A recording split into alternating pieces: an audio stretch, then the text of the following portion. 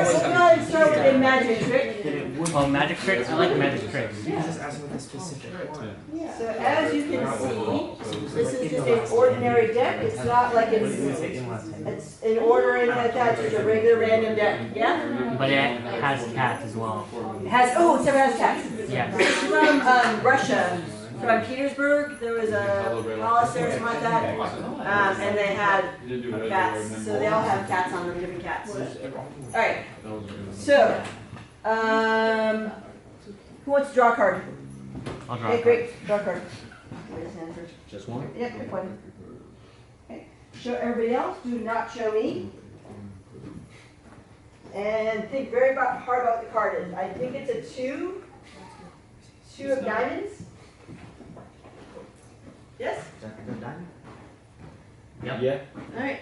Anybody else want to guess? Draw? Let's fix them in further away. Well, you go first. Then we'll go with it. Pick one. Okay. Great. Show everybody else. Do not show me.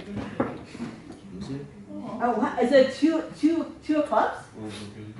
I think so. That's a club, the weird clover thing. Yep.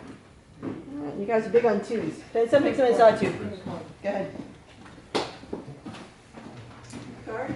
Any card? Okay. Show everybody else. Do not show me. 7. It's a black 7 spades. What the heck? How the heck? Magic. Alright. I cannot. Little Otto. I can't tell you that one because that's magic, so I have to kill you all. Alright. But let's go ahead and move on. Today we're going to cover chapter 10.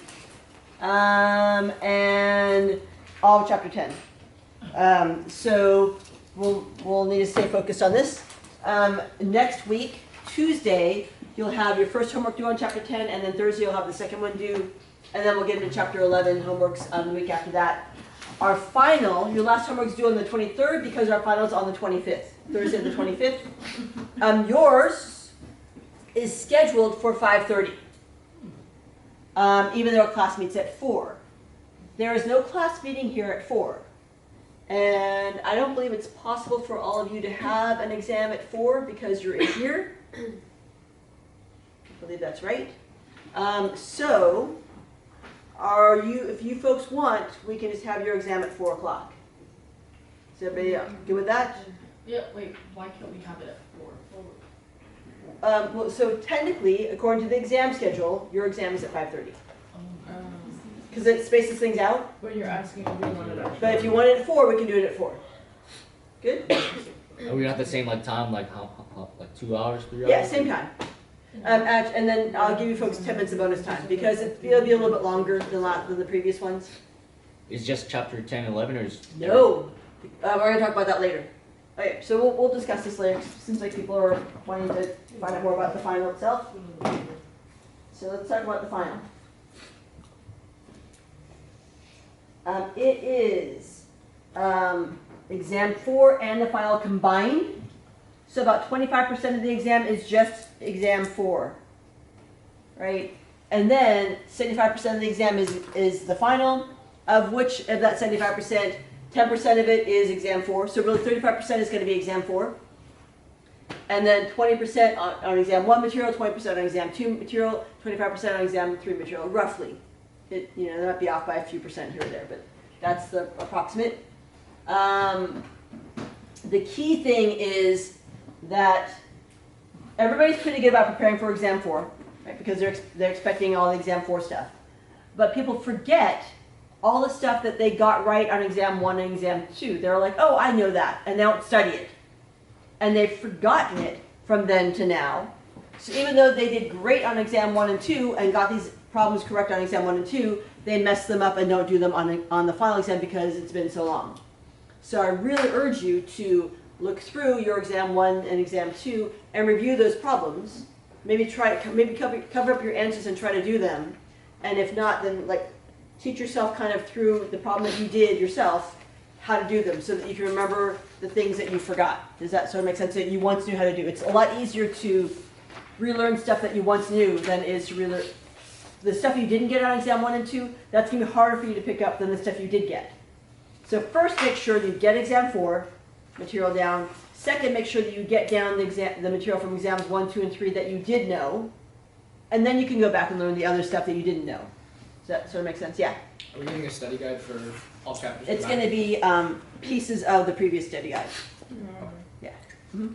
And it's gonna be the same amount of like problems, or is it gonna be like more problems on the, since it's a final exam? There'll be more problems. Like 20 more or like 5 more? Like, I don't know, like 100 more. I don't know. it'll be about, time-wise, it'll be about a third again, or to a half again, more time than the previous. Maybe a third again is much more time than the previous exam. Yeah. So most people will finish it in an hour and 45 minutes, I think, whereas the previous exams, most people finish in about an hour and 15 minutes. It's probably accurate. Okay. I will do. If you borrowed a calculator, you can turn it into the library after the final.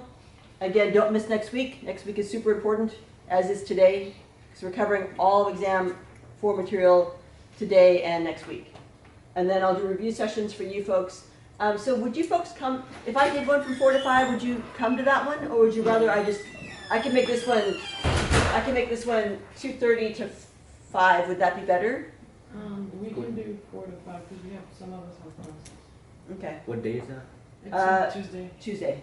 Oh wait, it's Tuesday. Yeah, it's our original. Oh, your original class time, yeah. Yeah. Okay, so do people have class right before 4 o'clock? Yeah. Yeah. After Oh. tutoring class. So when is your final in that class? For us, it's gonna be the 22nd. It's just a final Oh, paper. it's on the 23rd? Yeah. It's on the 23rd. Okay. All right. Good We're deal. pretty much taking the final already. Okay. All right, so 4 to 5? You folks want 4 to 5? Yeah. I think we can just do 4 to 5. I think that's probably plenty of time because you Are we, folks seem to have are we pretty still good. having class? Yes, we're having class the week before that. So that's the last session. But the last day of class is the Oh, you said 18th. 18th is the last day of So class. those are study sessions. So this will be a study session. Oh, gotcha. So, So let's do like an hour. I think between the exam and the other stuff, you folks can pick that up in an hour. Yeah. Is the tutoring center still gonna be open? No, they close. close?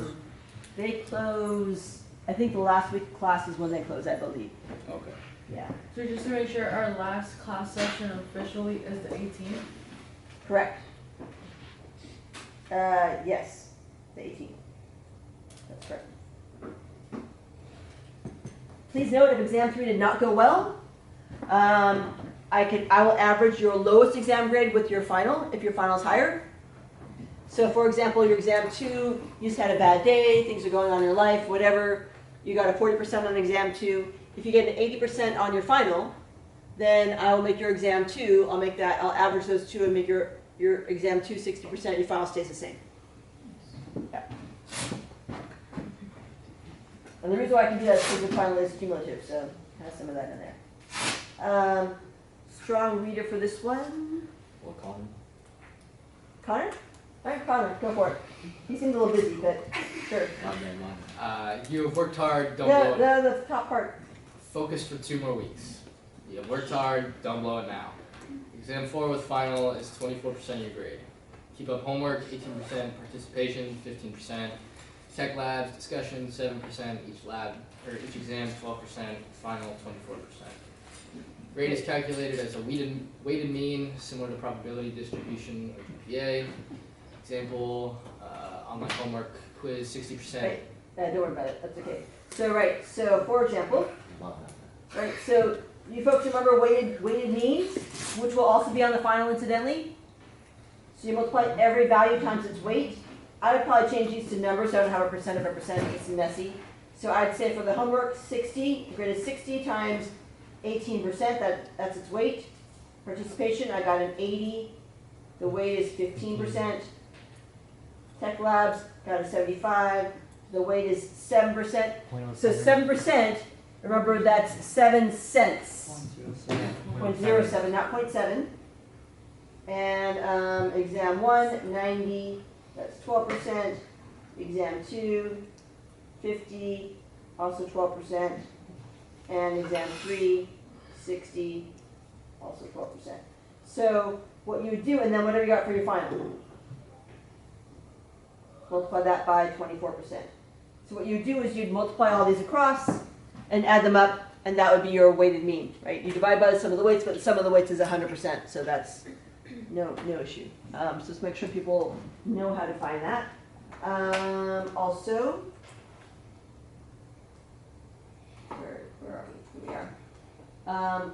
Since I do not have the final in your grade book, then if you go to our homepage, the very bottom of the homepage is this computer grade. So what I did was I just did an Excel spreadsheet, or sorry, Google Sheet. You can plug in whatever your grades are from the previous people have changed the, even from last class they changed. You plug in what your grades is from each of these parts in your grade book, and then you can pop in different options for your final grade to see what you need to get. So this person was like, oh great, I can still get, all I have to do is get, they've done really, really well all throughout the semester. As long as they keep up their math homework grade, all they have to do is get 50% on the final and they still get an A in the class. Yeah, I don't know who that is. But anyway,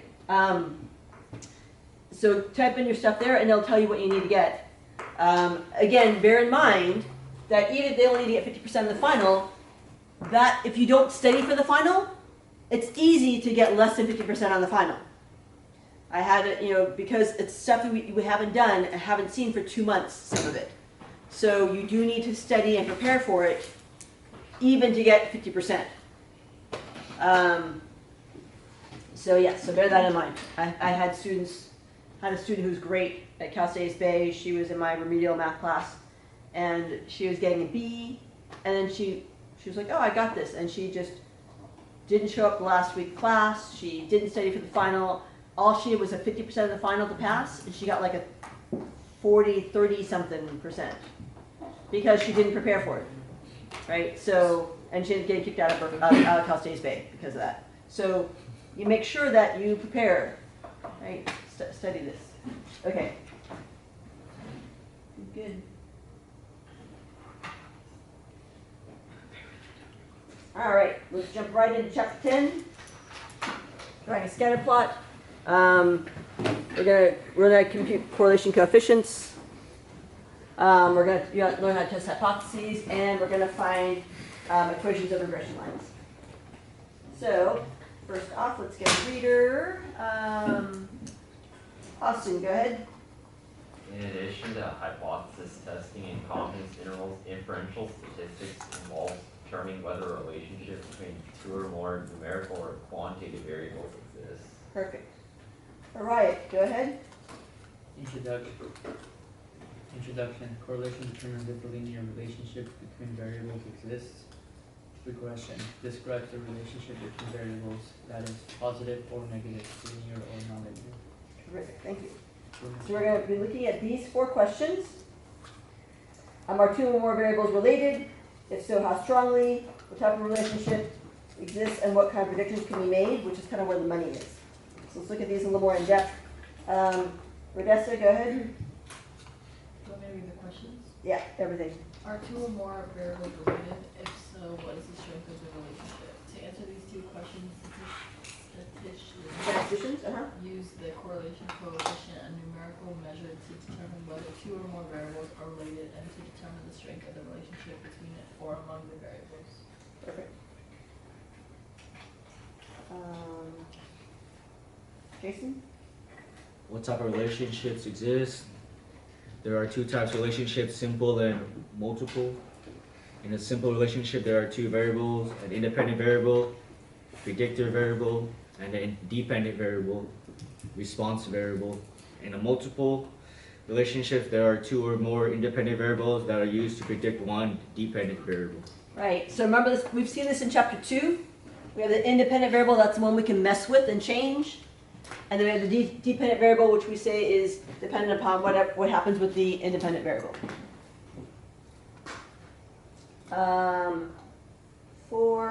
Sean, go ahead. What kind of predictions can be made from the relationship? Predictions are made daily in all areas. Examples include weather forecasting, stock market analyses, sales predictions, crop predictions, gasoline price predictions, and sports predictions. Some predictions are more accurate than others due to the strength of the relationship. That is, the stronger the relationship is between variables, the more accurate the prediction is. Great. So, first off, we're going to take a look at scatter plots. That's when you have ordered pairs, right, x comma y, and you graph them. There's the independent variable x, so that's the first one. If you draw a number line, do you draw it like this, horizontally, or do you draw it like this, vertically? Just draw a number this way, right? So that's where your x goes. The very first variable is your x. It's always x comma y. So the first variable goes along the regular number line. And then we added a second variable. We had to come up with a different way of showing the second variable y, so we came up with adding in this axis. So this is your y-axis, the up and down. So first you go along this axis, and then you go along the second one. In real life, what we're going to run into very commonly is that we only have positive values. Like very often we don't have negative time or negative number of items. Like I can't have -4 oranges or something like that, right? So we're going to have all of our x's and y's are mostly going to be positive. So we're mostly going to be in that first quadrant where both the x and y are positive. So we'll take a look at how some of these get graphed out. Here's an example. Car rental companies. So there are 6 car rental companies, and they have the number of cars they have in 10,000s. So 63.0 really means they have 63 10,000 cars, 630,000 cars. But we're not going to worry about the 10,000s. We're just going to focus on using the number 63.0. Does everybody follow that? We'll have the 10,000s in the labels, but in terms of the numbers we work with, we're going to use 63.0. Is everybody following what I'm saying? So we're going to graph 63.0. We're going to type that into our calculator, that sort of stuff. That matches up with a revenue of 7.0. That's not $7.0. That really stands for $7.0 billion. But again, we're just going to use 7.0 in our calculator. And then here are the other ones. So first you're going to draw and label the axes. The first one needs to go, it's for, which do you have more control over? Cars? How many cars you have, or what your revenue is? Cars. Cars. So that's our x, that's our independent variable. So it needs to go at least from 8.5 to 63, our min to our max. But remember, our y's, if we remember from chapter 2, in order to not have a misleading graph, our y's should always start at 0. Because when we're comparing things, we want to make sure that, remember that misleading graph it had like Jared, he should be really bummed out because he was down here, whereas Danielle was really high up there. But really, he was 96, she was 97, right? Because it was a misleading graph. It was a non-zero axis. Yeah. So we should always start our axis for the y's at 0. So it should go from 0 up to 7.0. And if we look at what they did, here it is.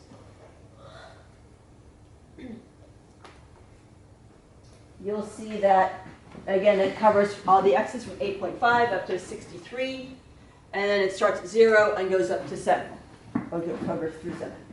This one right here is that first point. This one is the point 63, 7.0. That's it right there. That's A. Company A. Each one of these points represents one of the companies, one of the points. Okay, so you folks, another thing to note real quick is along the bottom, we put the labels, cars in thousands. Along the side, we put the other label, revenue in billions. So you folks now need to do your graph, scatter plot for this data. Which do we have more control over, absences or final grade? That's going to be our x. So again, we need to go from at least the minimum 2 to the maximum 15. So I'd probably just go like 0, 5, 10, 15. But along the y's, we have to start at 0 and go all the way up. So we can't start at 43. We got to start at 0, go all the way up to 90. So I'd probably do that. 0, 10, 20, 30, 40, 50, 60, 70, 80, 90. And then don't forget to label it. So along the bottom you put absences. Along the side you put grades, or grade. So go ahead and make your graph, and then go ahead and plot in the points. All right, so let's go ahead and take a look.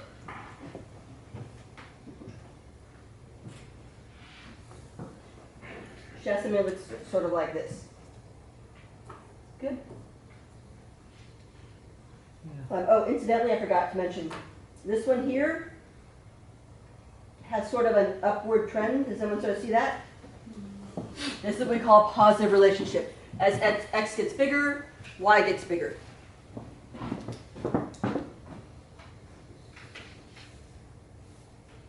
Oops. Go away. Yours, this one here, has sort of a negative relationship as y, as x gets bigger, y gets smaller. Right? Negative relationship.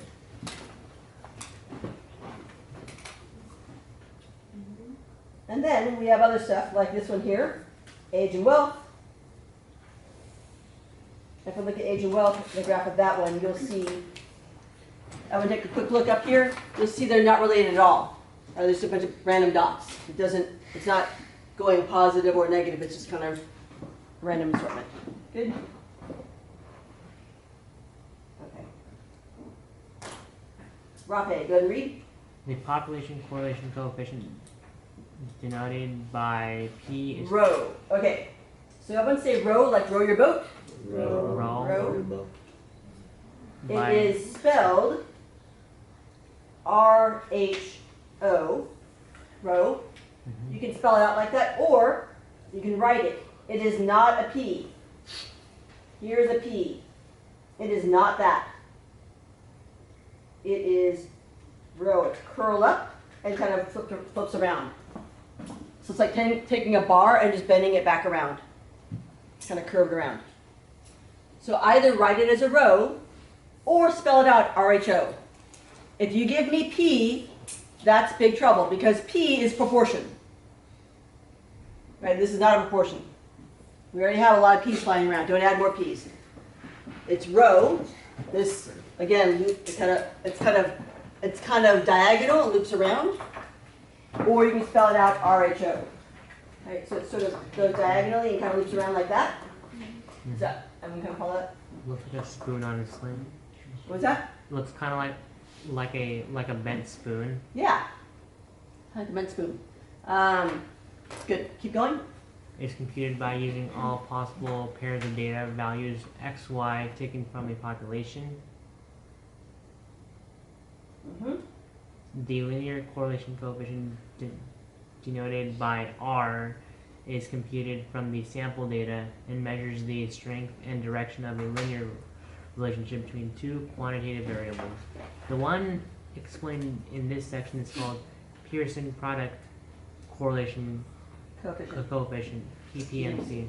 Great, thanks. So if anyone's going to take statistics, I know that stat class that meets there a little bit earlier, a couple hours ago, they were doing Pearson product moment correlation coefficients. They do PPMCs.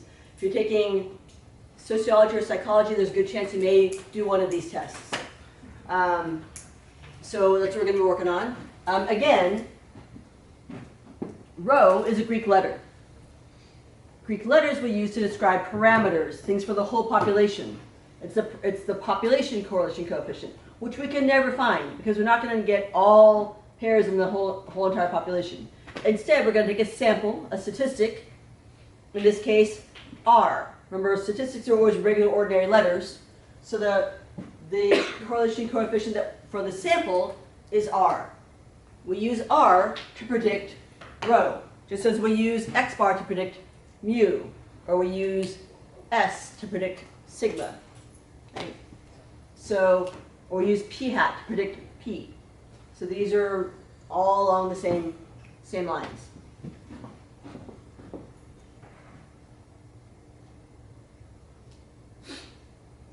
The range of correlation coefficient goes from -1 to +1. Smallest it can be is -1. That is a perfect line which is negative in slope. Highest it can be is +1. That is a perfect line that is positive in slope. So for example, if I look at how much money I spend and how many muffins I buy. Every muffin is $3. No muffins, $0. 1 muffin, $3. 2 muffins, $6. 3 muffins, $9. That makes a perfect line with a positive slope. Right? That would have an R of 1. That is absolutely predictable. If I know how many muffins I bought, I know exactly how much money I spent. Good? Perfect line. Conversely, if I look at the money left in my pocket after buying muffins. Buy 1 muffin, I lose $3. Buy 2 muffins, I lose $6. I buy 3 muffins, I lose $9. That also makes a perfect line with a negative slope. That's an R of -1. So again, you can absolutely predict that perfectly, right? How much money you lose if you buy 2 muffins. You know exactly what that number is. In the middle, that means there's no linear relationship whatsoever. So this is completely impossible to predict. It's like saying, what is going to be, how many pets do you own, and what year, how long you will live. Or let's pick something that has even less correlation. How many pets you own, and how many, what your grade is going to be on the final exam. Do you think how many pets you own has any bearing on what your grade is going to be on the final exam? No. No, they're completely not correlated. So the nice thing about these is that they sort of have a little bit of visual Element. element to them, yeah. So like a perfect line with a positive slope, that looks kind of like a 1 if you turn your head. Perfect line with a negative slope, that also looks like 1 if you turn your head a little bit. And if I think of no relationship, a bunch of dots that are just in a big blob that have no relationship whatsoever, I kind of like think of that as just a big circle, which is very similar to 0. Big giant ball. Yep, big giant blob. So no relationship, 0, perfect line, 1, or -1. Good? All right, so take a minute with your neighbors and try to figure out which of those match. Oh, did everyone fill out the blanks at the bottom of the page? Yes? All right, so everyone take a moment and try and flip the page and determine which of these numbers go with which of those. At the very least, figure out what 1, -1, and 0 go.